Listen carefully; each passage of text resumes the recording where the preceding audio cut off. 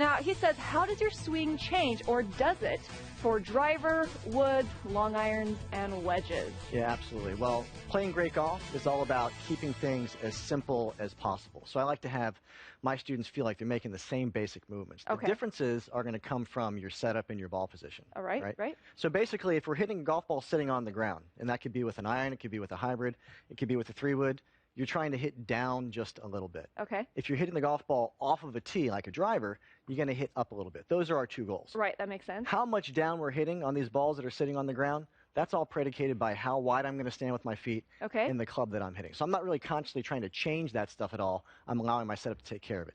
So for example, let's say we're going to hit this driver first. I'll hold right? There you go. I'll hold your irons. So the ball's up on a tee.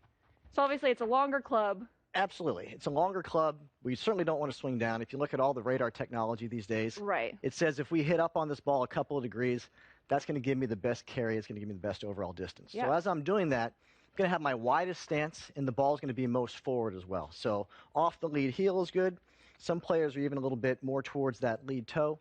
Anywhere in that range is going to be just fine. Anywhere in that area is good. Yeah. And the ball's got to be teed up. Tee it high to let it fly. That's one of these tips that actually works. So here we go. Wide stance, ball forward, teed up, and away we go. All right. I think that's important, and I watch a lot of players hit.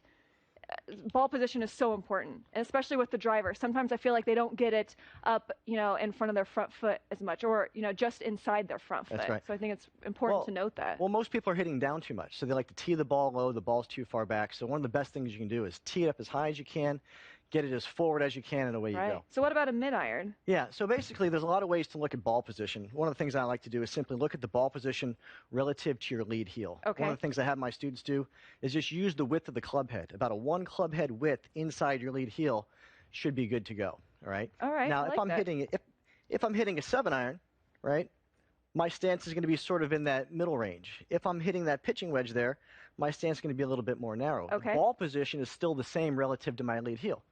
So all of a sudden, by changing the ball, getting my stance in the right spot, I'm also changing how much down I'm striking.